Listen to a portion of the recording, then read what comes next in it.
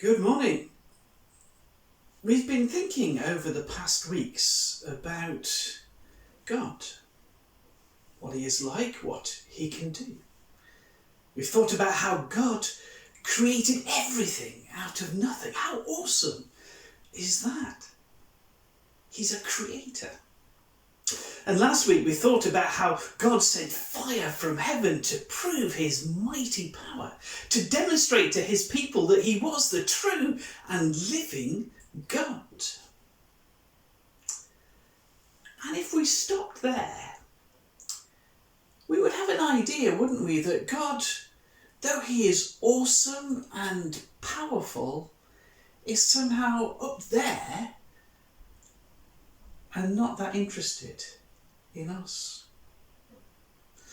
But we would be wrong, and that's why we need to look at more stories in the Bible. There is so much more to discover about God. Our story this week comes from 2 Kings chapter 4. And if you remember last week, we began our story with a really angry king.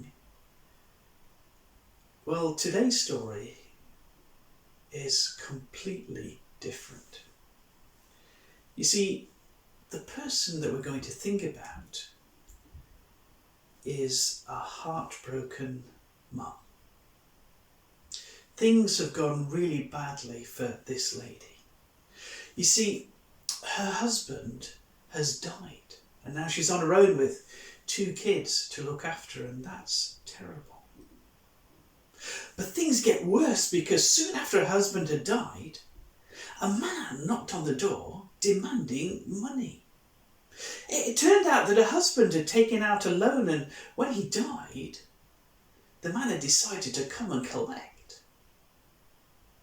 With tears rolling down her face, she says, "I can't pay back that debt. I've got nothing. I'm on my own." The debt collector looked around the house and spotted her 2 boys. With an evil grin, he said, he says, "You got something. Tell you what," he said, "I'll give you 1 week and then I'll be back and I'm going to take your boys and sell them off as slaves. That'll get my money back." And with that, he turned and walked away. Oh, that poor lady. She'd lost her husband and now she was going to lose her sons. What could she do? Who could help? And then she remembered. She went and found a man called Elisha. Now, that's not Elijah from last week, it's his successor. She went and found Elisha and said, "You know, my husband was a man of God, a prophet. Well, he's passed away. And this man wants to take my sons away because I can't pay the debts that my husband incurred. What can I do?" Elisha must have prayed quickly to God and asked for wisdom. And then he said something rather strange. He said, "What have you got in your house?" "Well," she said, "I've got nothing except for a little jar of olive oil." Elisha smiled and he said, "That's it. Go home, get your children to get as many empty jars from your neighbours as they can, and then use your oil to fill up the empty jars." What was she going to do? She only had a little bit of oil. Well, the Bible says that she obeyed Elisha. He spoke for God, and God could be trusted. So she sent her sons back out into the village, and they collected jars from everywhere, empty ones, and brought them back to the house. They stacked them all up on the table, and then Mom started to pour from her little jar of oil into the empty ones.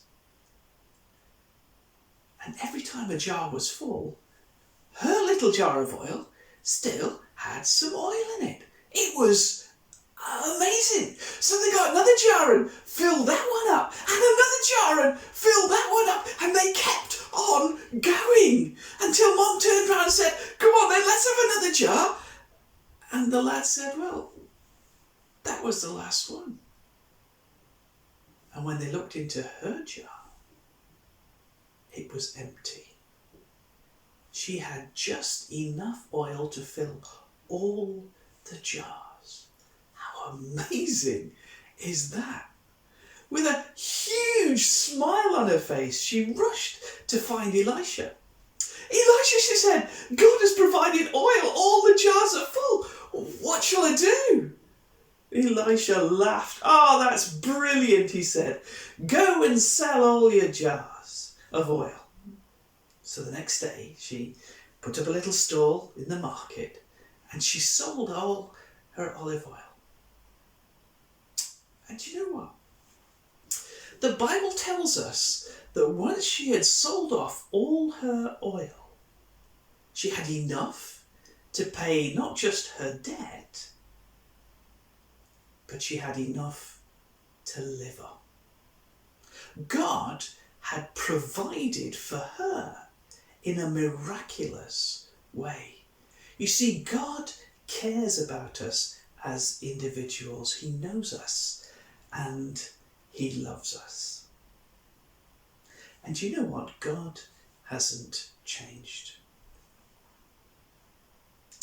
Many years ago, Christine and I felt God was asking us to go into full-time ministry. That's a long phrase for working for God all the time. And I had to give up my job, and we decided that we would trust God to provide for us. We went into schools to take assemblies, to teach RE. We worked in our church with the children's work. And ever since then, God has provided all that we need. Not just enough, but enough and then some. And we can say that yes, God is a God who provides. And that's just stuff to live on. God has provided for us in a much deeper way by sending his son Jesus into the world to solve the biggest problem that we have, the problem of sin. Jesus came to this world, he lived, he died, he rose again. And so that anyone who asks Jesus to forgive them can be made clean and brought into God's family. And we will be provided with a new and wonderful life. And there is nothing better than that.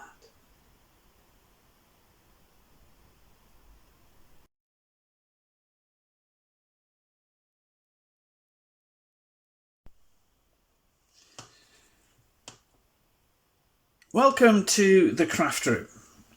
Now, over the last couple of weeks, we've given you some fairly simple crafts to do, so this one is a little bit more challenging, so I hope you enjoy it. In our story, we were thinking about this poor lady whose husband died and whose children were threatened with slavery. And obviously she was really, really upset. So we pick this up and we pinch it and we open it up again, and we see that surprised expression on her face as she obeys the prophet, and her little jar of oil keeps producing until all the other empty jars were full. And our story has a happy ending. We pinch it and open it again. She's able to sell her oil, and she has enough money because God is so good to pay off her debts and to have money to live on. How cool is that? So this is actually called a Flexigan. How do we make it? Well, you'll have to pay attention. What do we need first? Well, we need some Pritt stick. Wrong, that's the name of the glue. We need a pair of scissors, a ruler, and a fine ballpoint pen. Those are the things we need. And of course, you need your printed sheet, which should be downloadable. There we are. On this one, you get 2 Flexigans, so you can have a go at one, and if that doesn't work, that doesn't matter. You just make the next one. So the first thing you have to do is to cut around the outside of one of the flexagons. Now I'm not going to do that because you're quite competent, and you end up with something like that. So the first step is to grab the glue and to stick the two halves together. Now what you have to do is turn it upside down and very carefully fold it in half and line it up very, very neatly. So the fold goes right down that centre line. And then the next thing to do is to stick it together. Now at the moment we stick it, or we put the glue on that top bit. We don't want to get glue on these two empty edges here. And with Pritt Stick or glue sticks, you just have to be a little bit careful. Okay, so there we go. It's now folded in half and glued together. The next step is to score it. Now to score something, you put it on a surface that's not too hard, and you get your fine ballpoint pen and you can see the black lines between the different pictures. So you put your ruler on a black line and you press really hard, not enough to tear through, and you mark along the line. And the reason we do this is because it helps the paper to fold. So you do all the lines. I've already done it to get a little bit ahead. And what that does is it helps the paper to fold, see, along the line. So when you need it to fold, it'll do it. Okay, so here's the difficult bit. We have to put it together. So you put it down on your table and you have two blank triangles. So from the left, you count 1, 2, 3, and you fold that side up along that line. So we go like that. So now you can see her face and her coat appearing. Now from the other side, we count 4 triangles. 1, 2, 3, 4. And this time we fold it back underneath like that. Okay? Now that's not right, is it? So what we have to do is we have to put this long length over the top of that triangle, and suddenly you'll see her face. That's good, isn't it? Now we turn it over like that, and we get our Pritt Stick and we glue it, the triangle there. We put some nice glue on there and we fold it over. Now this is where it's important, so that the eye there and the nose match up, and we just stick that triangle down. Okay. There we go. Now we turn it over again and we have her face. So what we have to do to get to the next picture is, on the surprise face, we pinch between her left eye and her nose like that, and we fold this side in. It makes that shape of, there we go, Darth Vader's lander when he goes to that moon. Okay, there we go. And now you open the middle. There we go. And you'll see a smiley face. That's the second image. This time we fold on the eyes, the left eye, push that one in and open it up. Keep that in. There we go. And we're back to the sad face. How cool is that, eh? For this one, the starting off one, that should be glued down. You pinch not on the eye, but on the middle of her cheek like that. Okay. So from a two-sided object, you get 3 pictures. How does it work? I don't know. It just does. So there you go. Now you have to colour it in, and you have your flexagon.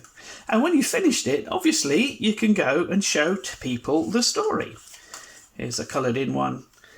Sad face, pinch the cheek.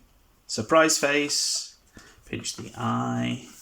Happy face, pinch the eye. And we're back to the beginning. Well, I hope you enjoy that. It's a little bit more challenging, but a lot more fun.